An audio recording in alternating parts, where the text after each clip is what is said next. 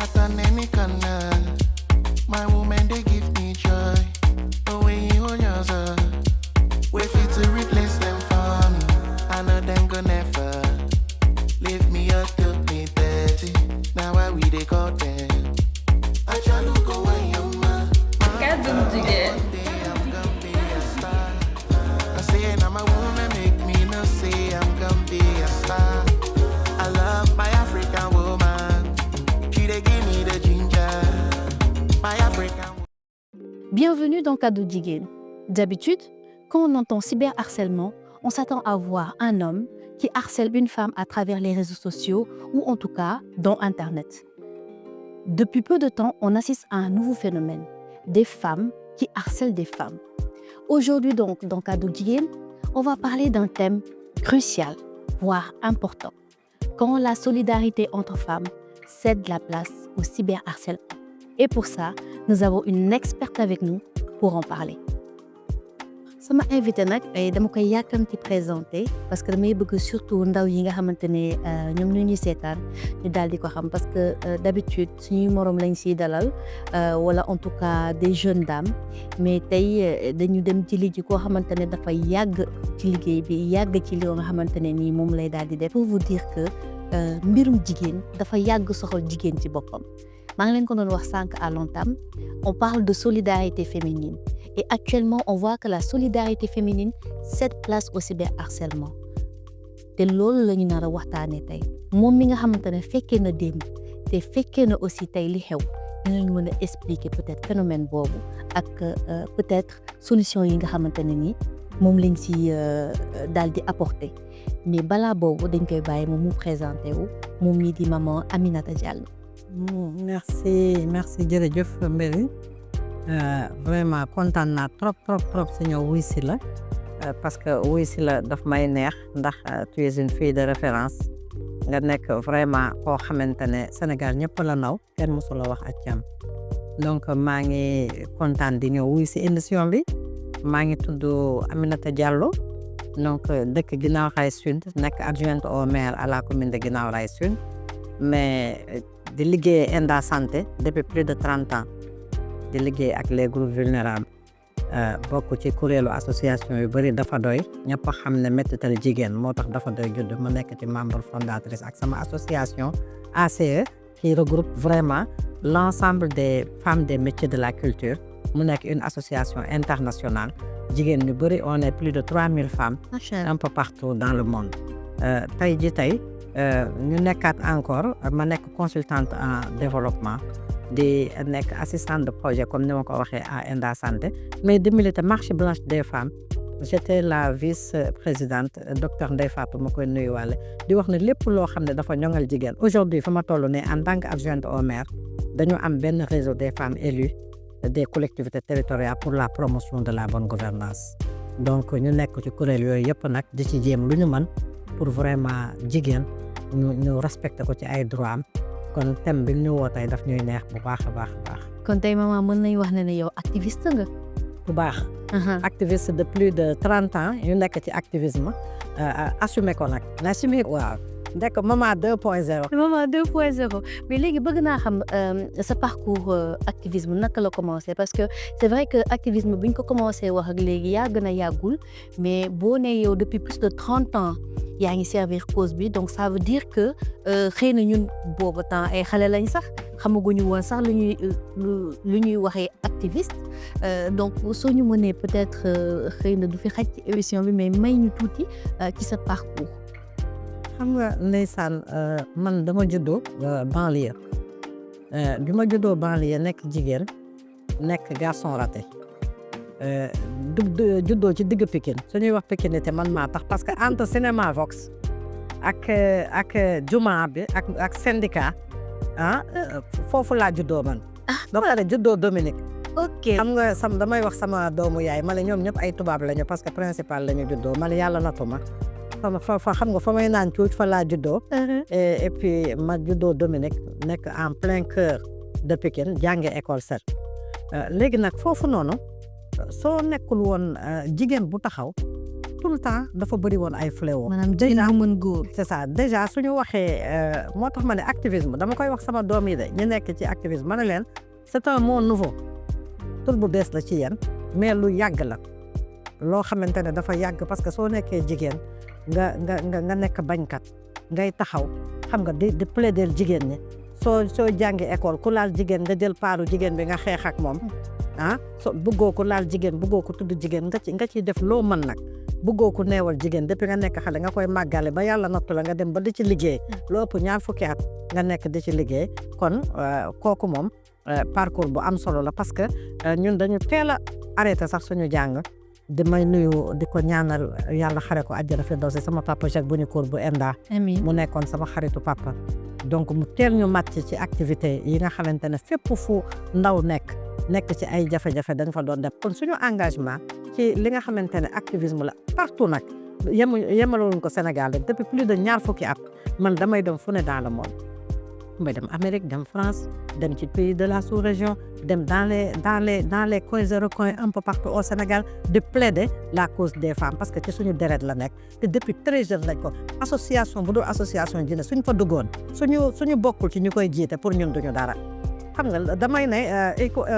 on est leader. c'est vrai parce que leadership du luñ lay jàngal ne mu nekk ay concepts yu bees. estime de soi développement personnel c'est bien mais il faut être leader pour l'assumer nga taxaw di ko teg képp ku ma xam li may wax aw ma ci gàcce parce que képp ku ma xam rek léegi lañ may wax la maman du monde ma nekk yaayu ñëpp boot ñëpp mais xeex bi moom surtout xeexal jigéen taxaw ci pur et dur activisme féminisme pur et dur loolu dañ cee mës a yàgg. macha allah mais léegi comme da nga ne dañ ci yàgg si seen jamono yan défi nga doon rencontrer parce que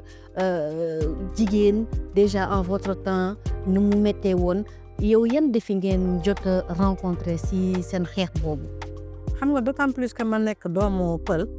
xam nga da doon metti daal ñu ne il faut ma jàng ba tel heure da ngay génn xam nga sol yenn façon sol yi coupe sa bopp yi xam nga tent bopp yi xam nga sol ay évasé tent sa bopp waaw di tent ay bopp di coupe bopp yi di sol ay évasé xam nga dañuy wax ne kii dañ koy catégoriser teg ko fële te fii moo nekkoon chaque jour moom dinañ la làpp dóor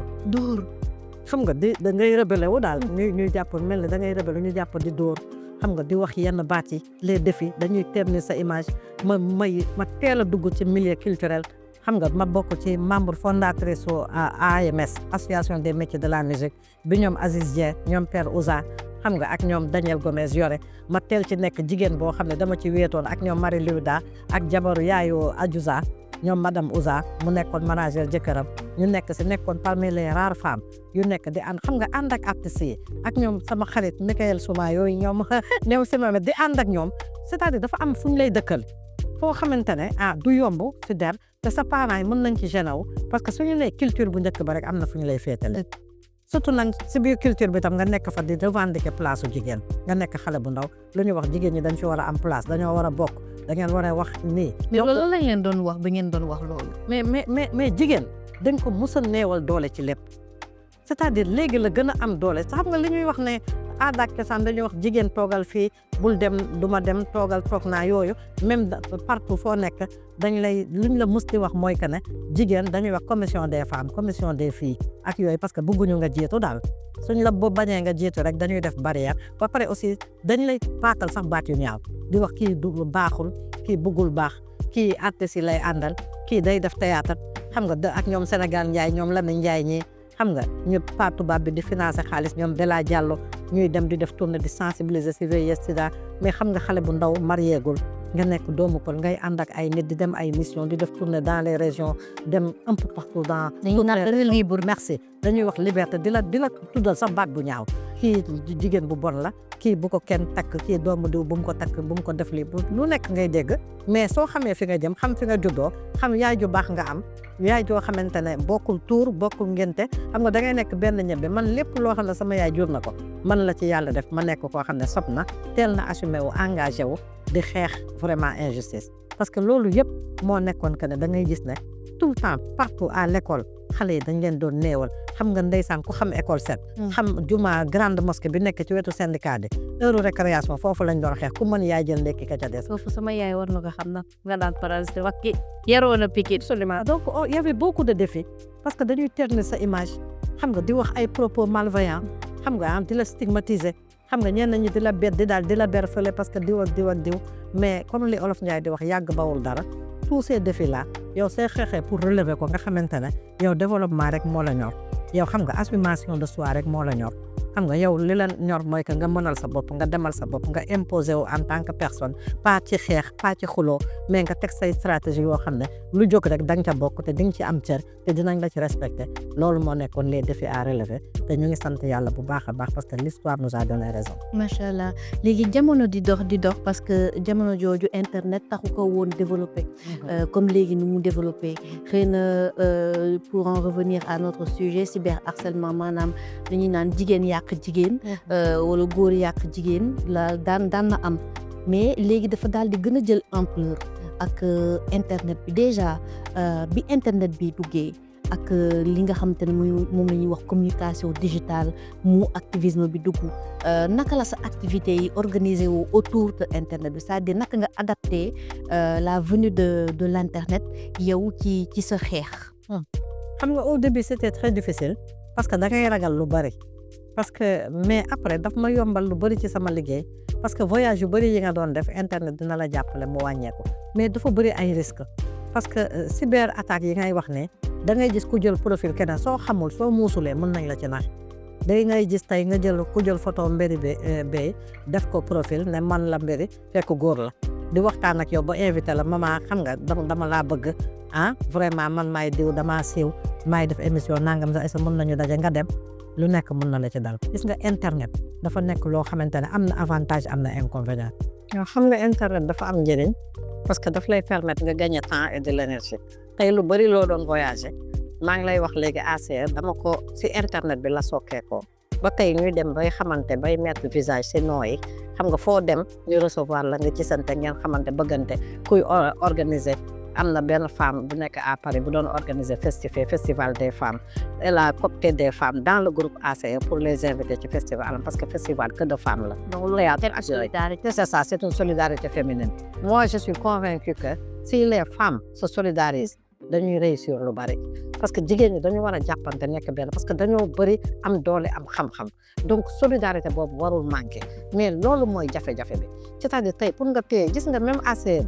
biñ ko commencé mu dëgër mu fort même fii Sénégal laa la wax man li nga xamante ne maa ko xalaat ba mu juddoo yeneen dëkk Sénégal xawoon na tas ndax ay wujje inter jigéen def nga bureau lan moo tax nga jël mbiri jox ko place bi jëloo soxna jox ko place bële bi ñu tegee bureau bi rek siisante bi du nekk entre jigéen xam nga dafa mel ne ñun ci suñu deret dans le sang des femmes moi je dis qu'il y a un égo de jalousie de rivalité mais jigéen ñi tout le temps dañuy wujje soo tegee bureau rek tant que c'est la masse amagul bureau y avait des foules mais soo tegee bureau rek ku nekk ne lan moo tax nga teg kii tegoo kale yéen ñi nekk ci télé yi da ngeen koy dund lan moo tax nga jox kii émission bi joxoo ko kale lan moo tax reportage bi mission bi kii tukki kee tukkiwul loolu ñu koy dund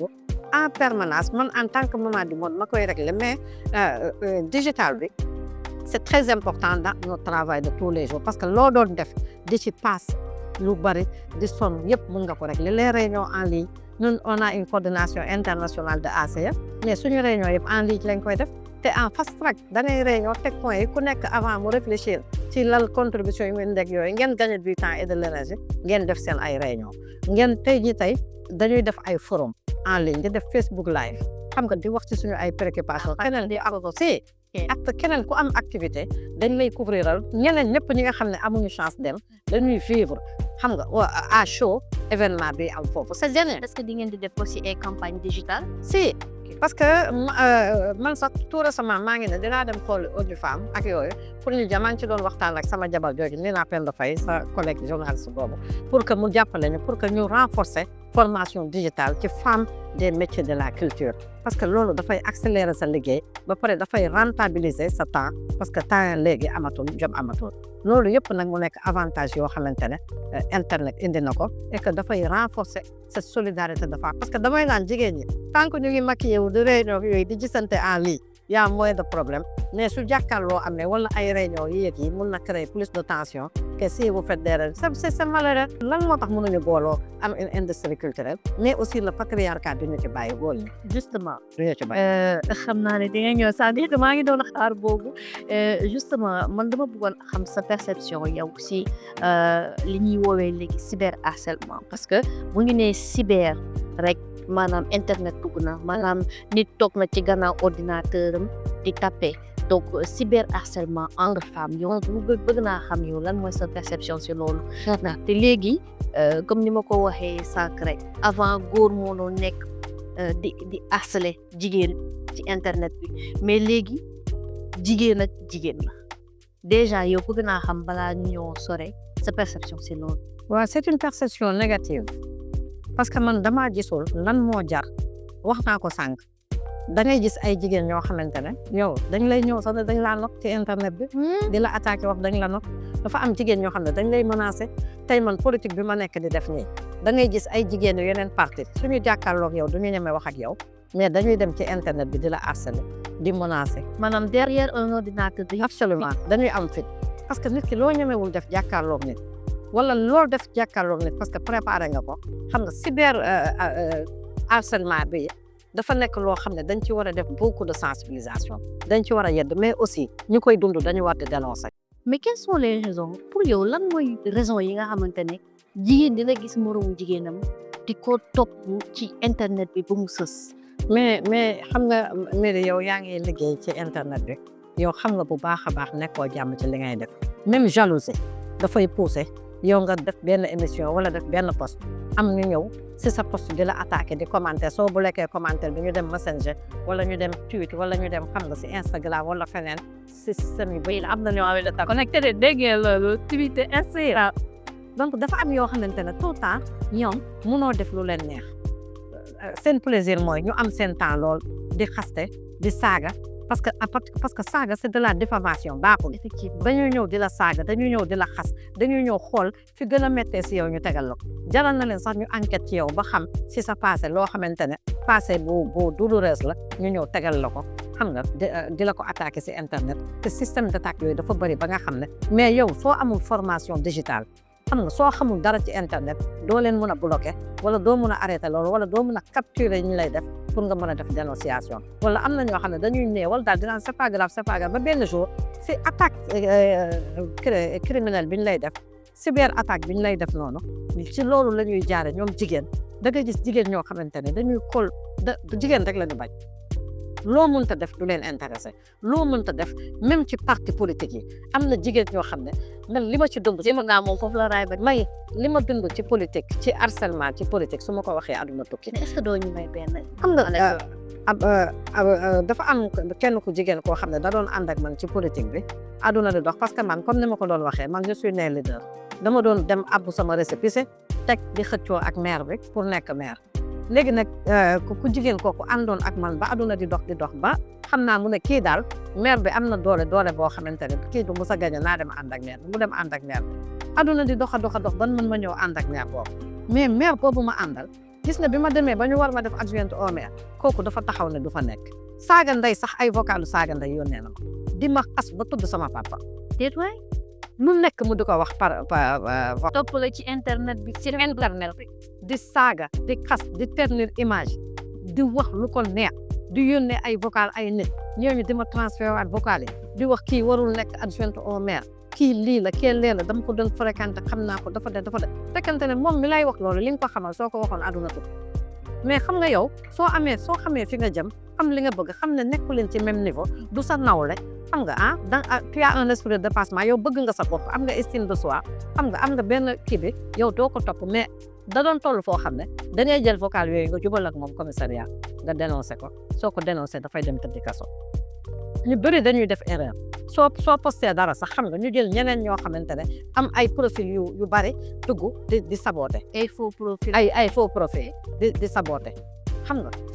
soo defee réunion man ASC bi ma créé ay góor infiltré nañ ay jigéen su may réunion en ligne ñu dem te jigéen ba nekk ca néegam def haut-parleur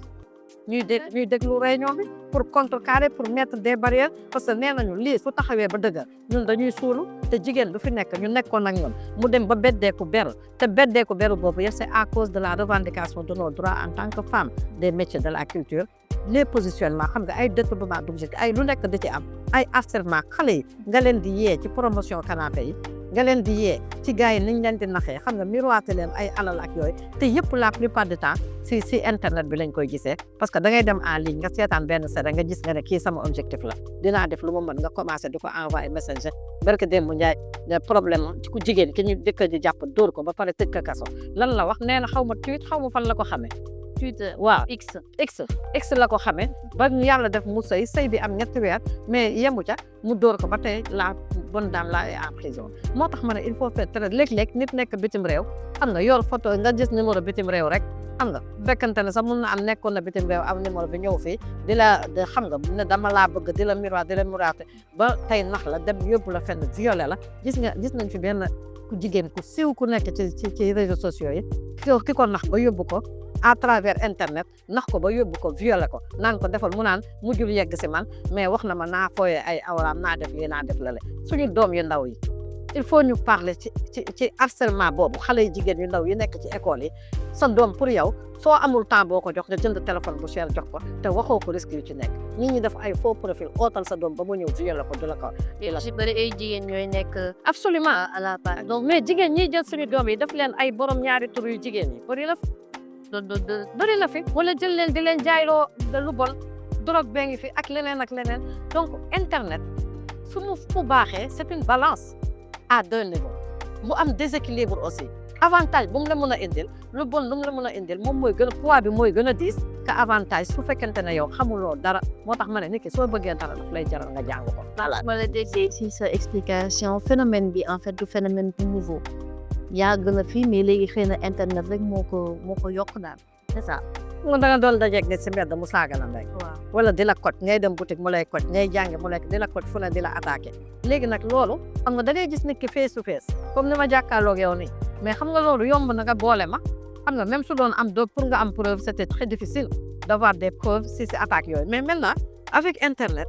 c'est pas si sécurisé que ça ba nga xam ne les gens peuvent créer beaucoup de faux profils ba pare la plupart du temps ce qui est dommage mooy manque de solidarité des femmes dañuy jël femme jëne ko ci jigéen kii daal yow ciblé ko moom rek fu mu yow jigéen nga contre jigéen même ci xale yu ndaw yi damay gis nu ñuy doxalee ma ne lii ça doit être révolu. solidarité boobu maman parce que ñu bëri dañu naan solidarité féminine femme jàppale femme donc pour yow réalité la wala utopie. non ça peut être une réalité mais dafa am une part d'utopie bu ci bokk boo xam ne on doit vaincre cela. xoolal tout le temps dañuy jël jigéen sànni ko ci beneen jigéen ñun lu ñuy def ci groupe ba noonu soo demee ci réseaux sociaux yi da ngay gis jigéen ñi ñooy dem ci page yu jigéen ñi di leen yekk musiba yooyu ñu leen di yekk ñoom xamuñu ne c'est des cyber attaques yoo xam ne su harcèlement la parce que da koy topp nit ki ba dootul mën dara mais masla moo ñu rey les gens ne dénoncent pas et il faut qu'on arrive à. foofu laa doon jëm si sax est-ce que kon du aspect culturel li nga xamante ne maanaam Sénégal suñu culture ak li nga xamante ne moom moo di société bi est-ce que du loolu looy pousse jigéen ñi ba di créer ay tension parce que léeg-léeg da nga koy gis sax si groupe yi kenn day ñëw dugal benn post waaw man sama goro lii wala man sama jëkkër dafa takk ñaareel ñii laa def nga gis kenn ki au lieu mu indil ko solution da koy xas affaire bi mujj nekk ay xasante ay tontonte est-ce que société bi tamit joue aussi rôle culture bi. mais gis nga suñu culture nos réalités socioculturelles ne nous ont jamais dit de nous comporter comme tel c'est-à-dire nañu ramener les choses dañuy wax naan suñu yaay dañ doon wujje da ngay dugg si kër doo xam kan nan ngay xamee aaw bi ñëpp moom la ñuy wax yaay même ñi mu jurul dañ koy wax yaay c'est-à-dire aada dafa civilisé woon aada dafa joxoon jigéen place léegi civilisé non parce que xam nga ne yaa sauvage donc moi je dis que ne et que aussi léegi gis nga ci téléphone yi lépp ci lay préparé wu xam nga da ngay sañse ba jekk couple sa jëkkër esthétique ko keneen dem gu fa kaw sa solo couple sa esthétique ko nga saboté esthétique xam nga daa ne la nga sañse moo gën a rafet kon loolu yëpp cyberharcèlement léegi yan cas de cyberharcèlement la ñuy gën a gis léegi les insultes xam nga insulte nit ñi suñu xamoon saaga mën na la ramener à la prison da nga koy moytu gis nga cyber attaque bi nga xamante ne yow da ngay def ay gestes doo wax c'est des faits comme statut yi def ne famille wujjee xool ce qui se passe bëgguma tudd waaw bëgguma tudd tur. Donc insulte saaga oui ak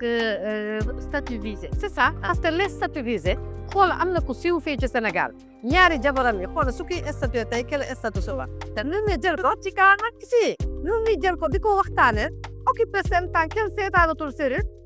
kenn seetaanatul journal li xew mais ñëpp ñaar noonu kii na may tendance aaw bi kenn ay tendance ñaare ku ci nekk am foofa. toi léegi jox ñu beneen cas muy 3 beneen cas de waaw beneen cas bi mooy ndoxaan gi dafa bari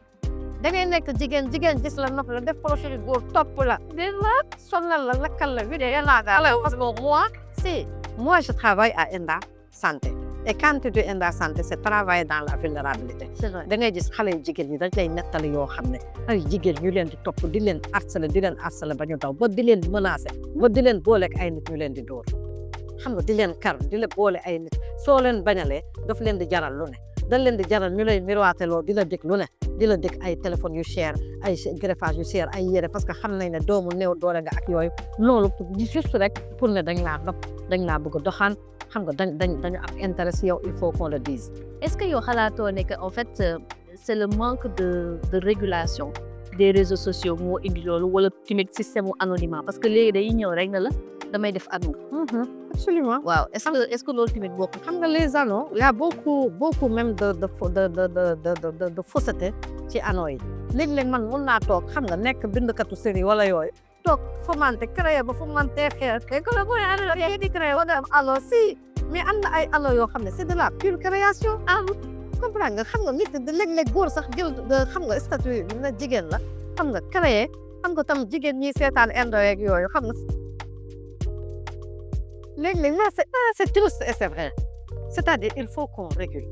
les réseaux sociaux cette régulation ne peut pas manquer il faudrait que loo gis dafa war a am des normes tant qu'il n'y a pas de normes c'est-à-dire trop de liberté tu la liberté parce que vraiment c'est des outils de travail c'est des outils qui sont incontournables maintenant qui peuvent nous faire gagner et du temps et de l'énergie et de l'argent en même temps des gens sont devenus des milliardaires des multimillionnaires à cause vraiment des réseaux sociaux. mais loolu est-ce que les ventes en ligne et léegi yenn jigéen ñi ragal dimbalante maanaam dugalante nit ne kii di sama morom jigéen la xaama. mais xam nga lu yow xam nga lu tax waruñu koo ragal parce que loo gis rek am na avantage am na inconvénient mais loo ciy dimbali si on doit se solidariser mieux dañu war a jàppalante bu baax dañu war a jàppal ma jàpp si jigéen su ko jigéen ñëpp tey même suñu doon wujjee xoolal su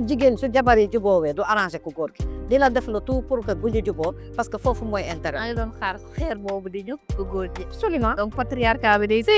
c'est-à-dire le patriarcat nous tue man ku ma xam ne man je prône la masculinité positive parce que dans tous nos combats il y a des hommes à nos côtés qui sont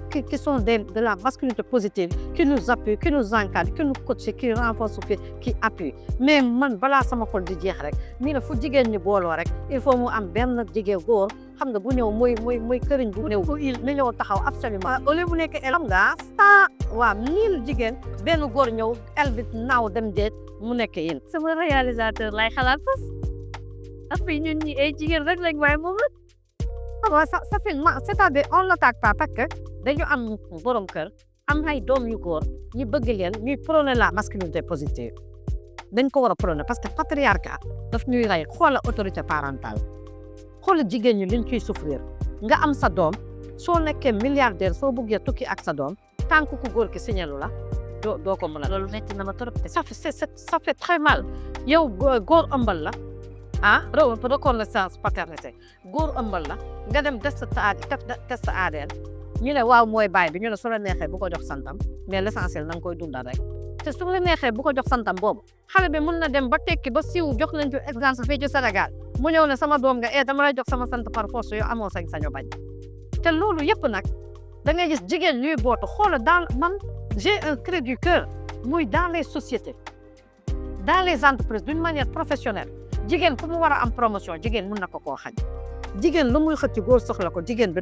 da koy jàppale ku jigéen ki ku góor ki moo gën tey su ma bi ma taxawee ne damaa soxla jigéen ñi duñ ma jàppale góor ñi la ñuy dem jàppale ji mais su fekkente ne góor moo soxla jigéen ña nekk wër góor bi dañuy wujjante xam nga ba nga xam ne góor bi day dem ba jaxasoo dootu xam fu muy teg tànk ok donc pour vous dire que ne fu nekk rek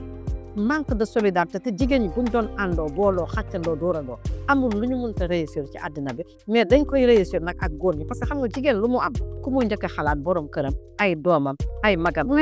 c'est ça absolument lu dëgg la. Comme à l'accoutumée, cadeau Tibien, on a une capsule qui s'appelle Digital. Et aujourd'hui, Digital reçoit Yacine Sarr. Yacine Sarr nous parle de sa plateforme e-sortie qui s'appelle Ouir.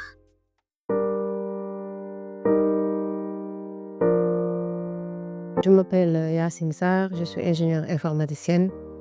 entrepreneur tech, fondatrice de la plateforme Ouir, de la start-up Fiditech. Après quelques années d'expérience à Orange et à NSD, je me suis lancée en novembre 2021 en créant une structure informatique qui est Fiditech, qui offre des services tels que la création de sites, d'applications et mobiles, ce qui nous a permis aujourd'hui de lancer depuis janvier 2023 une plateforme e-santé qui s'appelle Ouir et qui a reçu beaucoup de distinctions entre 2023 et 2024.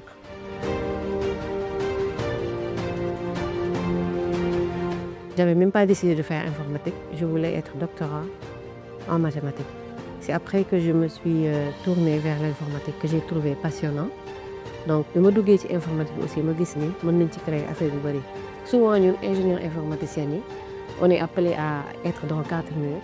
liggéey ba retraité, dem toog sa kër. Mais man sama gis-gis moo nekkoon di challenger wu chaque jour, di créer loo xamante ni dina mën a impacter beaucoup de personnes et puis aider aussi mes semblables à trouver de l'emploi.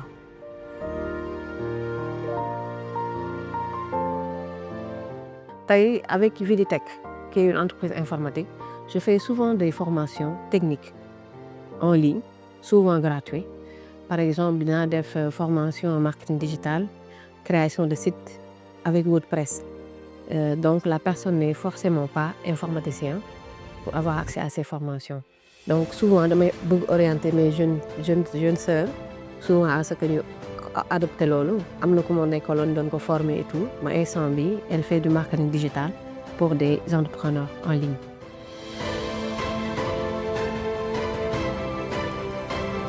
Plateforme e-santé Ouir bi a remporté le prix yu bari surtout 2023 et 2024. Par exemple, le premier prix de l'innovation de la Dakar Innovation Days initié par la ville de Dakar en 2023. Bi ñu fa jógee aussi 2 mois après, on a remporté le premier prix du programme AWF de la fondation Cephis avec Invest for Job. Également récemment, le 10 octobre passé, on a remporté le prix Optima de la révélation numérique de Afritech. On a eu aussi à participer à beaucoup d'événements internationaux comme nationaux. Parce qu'on a été sélectionné au Forum mondial de l'économie sociale et solidaire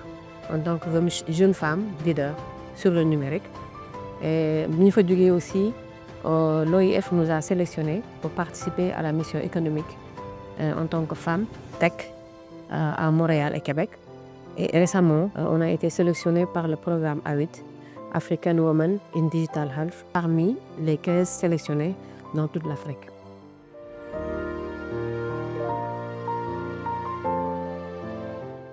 Plateforme Ouir bi, c'est une application web et mobile accompagnée avec une carte digitale santé. Maintenant, cette même carte-là, elle est rechargeable en crédit.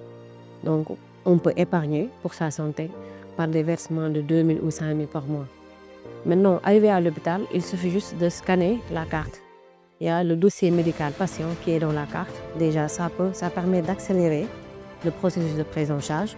Le fait que la carte soit rechargée, ça permet d'épargner. Les tailles, si je dis carte bi dem faju su dee sama compte 15 000 moo ci nekk alors que dama soxla 20 000 ñun suñu plateforme mooy compléter somme bi et puis patient bi bu génnee nànk-nànk muy verser un crédit santé. Ça permet aux gens de se soigner même bu fekkee yoruloo xaalis bi yëpp nga faju te doo xalaat ni est-ce que su ma eggee dina am xaalis bu doy ou pas. Voilà, di faju daal en toute quiétude. Di remercier programme Mën Naa Ko qui est lancé par Polaris. Di saluer sama moromu jigéen ñi ñu ut occupation formation yi bëri nañu même boo xoolee Google boo duggee Google am na formation certifiante yuy maye Microsoft récemment dama koy publier souvent sama page yi donc ñu auto formé wu mën a occupé wu voilà di def loo xamante ne ça nous permet d'avancer et puis di jàppalante suñu biir pour mën a jëm kanam. Voilà, merci Yacine. On a été à sa rencontre. On est une jeune femme aussi très dévouée. Nekk ci milieu informatique di bëgg aussi di def moom tamit jox nañu li nga xamante ne di conseil ak xalaatam ci mbirum cyberharcèlement. dama bëggoon aussi ñu waxtaan ci impact psychologique yi nga xamante ne femmes yooyu ñuy harceler ñu am parce que yow au cours de ta carrière certainement war nga ci daje ak ñoo xamante ne elles ont eu des impacts psychologiques nga may ñu ci tuuti rek. absolument xam nga impact yi gis nga nit ki mën na am dépression nit ki mën na def AVC def malaise nit ki mën na am folie xam nga nit ki mën na suicider wu parce que yooyu yëpp c'est des impacts gis nga da ngay am sa doom muy jàngi mu jékki changer xam nga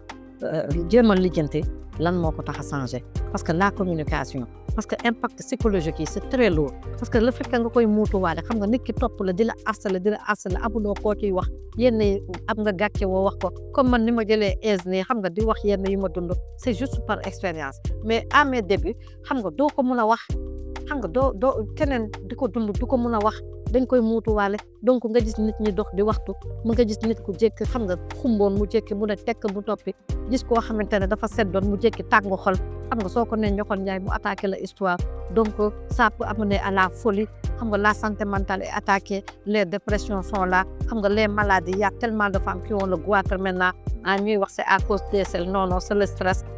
amène à même aller jusqu'à se suicider xam nga à la folie les maladies les malaises il y a tellement de problèmes psychologiques yoo xamante ne nit ki changé nerveuse femme bi nerveuse doo xam nga wala waa aigri xam nga vraiment mu am animosité boo xam ne soo ko xoolee bët bi rafet sax mu yaakaar soxor waaw c'est ça mu soxor ba nga xamante ne dafay yaakaar ne loo ko wax jàmm sax mu yaakaar noonu la fekk am na lu muy dund lu mu partagé woon loolu mooy refléter dans sa vie de tous les jours te poids psychologique dafa diis nit attanu ko fu mu lay yóbbu rek soo doful di nga dee. mais donc ban message la ñu mën a envoyer wala wane pour que xale yi ndaw yi nga xamante ne actuellement elles sont en quête de modèle ñu mën a jël message boobu approprié ko yan xeetu message. ñu bañ a ragal ñu xam li ñuy def ñuy partager li ñuy dund di communiquer parce que l'absence de communication de partage bu njëkk ba bàjjan amoon na maam amoon na léegi ñu ngi dëkk ci ay appartement ku góor liggéey ku jigéen liggéey ngeen guddee wàcc bàyyi fa jànq bi est-ce que jànq bi du attaquer sa doom xam nga di ko violer sexuel xam nga di def violence sexuelle si moom xam nga donc xale bi di dund yooyu ci école wala ci daara ji wala ci mbedd bi wala feneen il faut que ñoom ñuy oser dénoncer c'est l'unique solution dénonciation boobu nag lu leen di permettre ñu am fitu dénoncer mooy nga ab seetlu si ñoom di communiquer si ñoom ñii nañ leen sa bopp di kaf ab page de waxtaan kaf fooree sa doom bu mu la ragal na la respecter mais bu mu la ragal tout ça ay yoo xamante ne la c'est des conséquences vraiment de ces cyberattaques là et le non partage des préoccupations la non dénonciation il faut que les gens osent dénoncer. léegi comment nga xalaat ne que ne sensibilisation boobu au cyberharcèlement mën nañ ko def à travers les médias ou aussi utiliser influenceuses yi nga xamante ne ñoo nekk ci internet bi su ko defee ñu mën a apporter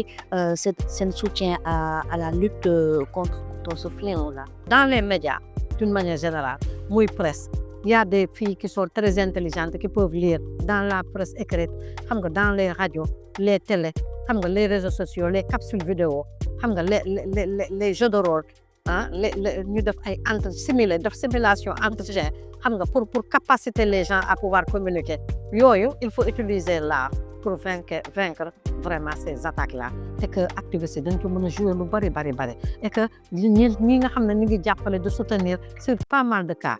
problème bi fii la nekkee les problèmes interfemmes interfilles c'est solidarité agissante qui doit régner dañ ci war a def ay capsules def ko seen combat sensibiliser si mais commencer aussi que ñu jël ay références que mu nekk xale bu jigéen bu ndaw wala mag wala yooyu jigéen bu am benn jaar-jaar nga jël ko porter ko am mu nekk ambassadrice ñu nekk am ambassadeurs yu bëri am li ñuy wax ay champions yoo xam ne parmi les activistes qui vont faire beaucoup de vidéos des capsules des messages de sensibilisation un peu partout pour lutter sa harcèlement. moom laay waxee mentorat maanaam ñoom ñi nga xamante ne ñooy suñu yaay ak ñi nga xamante ne ñoo féetee mag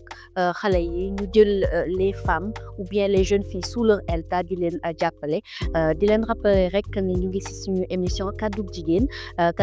ñi nga xamante ne ni c'est une émission qui entre dans le programme Mën naa ko mi nga xamante ne Polaris Asso moom moo ko daal di initié avec le partenariat de l'ambassade de France donc Tata daanaka egg nañ ci jeexitalu émission bi mais fii si Kaddu Jigéen nag dañu am loo xamante ne ñu ngi ko tuddee benn partie bu ndaw la boo xamante ne ñu ngi tuddee kaddu invité gi donc tey kaddu Aminata la ñuy wax waaw lan mooy kaddu Aminata donc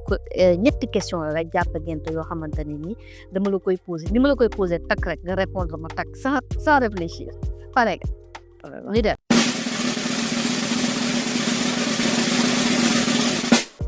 léegi yow en tant que maman Aminata Diallo quel conseil aurais-tu donné à la jeune Aminata?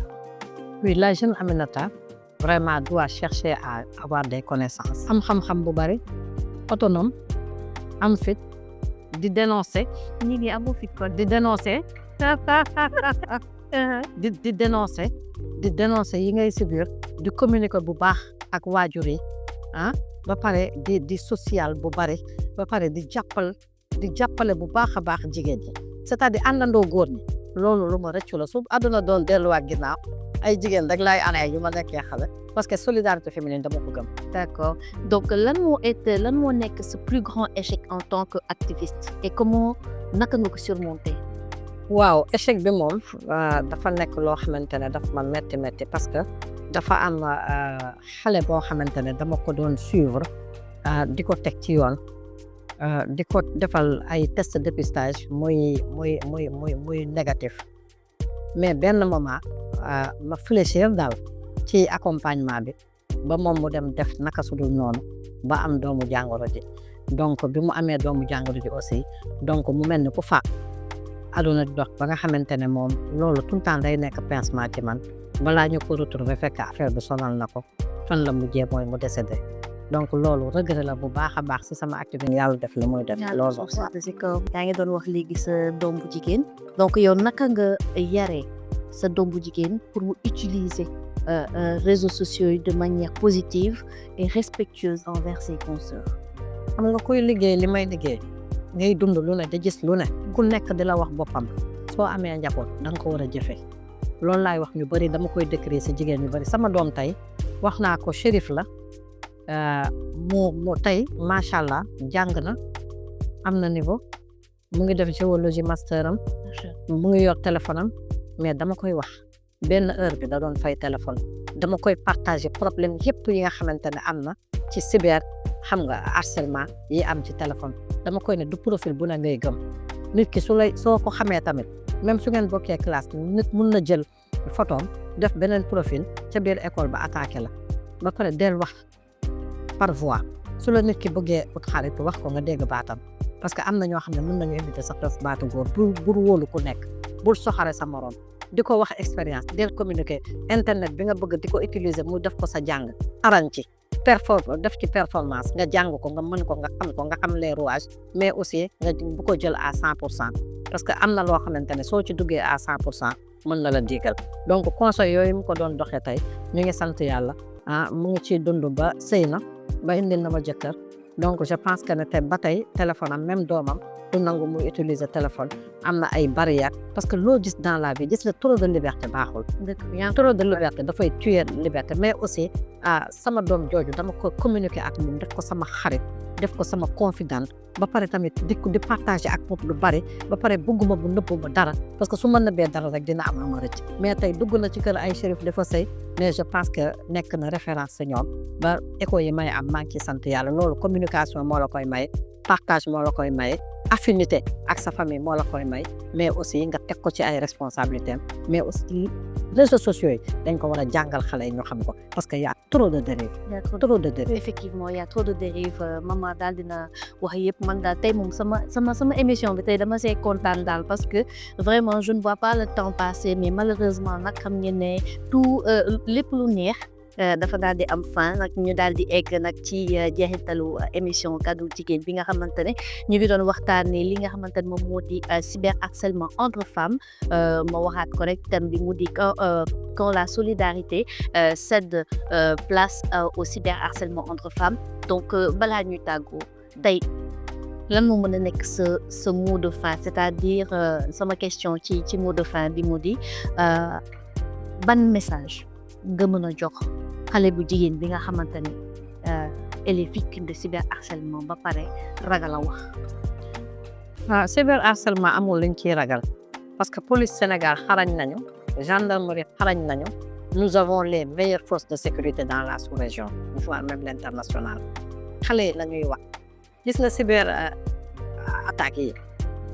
tous les jours dafay am mais li koy gën a yokk jox fit ñi koy def mooy l'absence de dénonciation et que jigéen ñi nañu gën a solidaire bàyyi soxarante ba ñuy def bàyyi mettitalante ba ñuy def bàyyi attaques yi ñuy def mais sama message mooy si une femme est attaquée par une femme bu mu ne su ma ko waxee dañu naan kii dafa ñàkk fayda jigéen la jigéen di ko attaqué di ko sonal di ko ërtal muy dem di boole jël parce que boole boobu di nga sauver sa bopp mais di nga sauver ñeneen mais di nga sauver sa bopp mais di nga sauver yeneen ñoo xam ne amuñu woon fi tu dénoncer soo dénoncer dénonciation day nekk à la chaîne mais tant que dénonciation amul fléau bi dafay continuer nekk te fléau bi dafa bëri ay dégâts kon très chère fille muy activiste muy femme d'une manière générale il faut oser dénoncer dafa doy ces cyber vraiment attaques yi nga xamante ne cyber harcèlement yi am dans les réseaux sociaux ça suffit dafa doy il faut oser dénoncer dénonçons. Merci beaucoup maman, merci beaucoup à vous chers téléspectateurs qui suivez l'émission Kaddu Jigéen. C'était le dernier mot de l'émission dafa doy, il faut oser dénoncer. Donc vous jeunes filles, femmes képp ku mu mënti nekk nga xamante ne vous êtes victime de cyberharcèlement n'ayez pas peur de dénoncer parce que association yaa ngi fi. D'ailleurs xam naa ne à la fin de l'émission nous allons mettre le nom de l'association de madame Aminata Diallo su ko defee ak contact yi képp koo xamante ne rek tu as été victime ou tu es victime de cyberharcèlement nga daal di leen woo su ko defee ñoom tamit dinañ la daal di wàllu. C'était tout pour ce numéro de Kaddu Jigéen. Je vous donne rendez-vous dans un autre numéro avec un autre thème et une autre invitée, toujours pour promouvoir le leadership féminin. Kaddu Jigéen.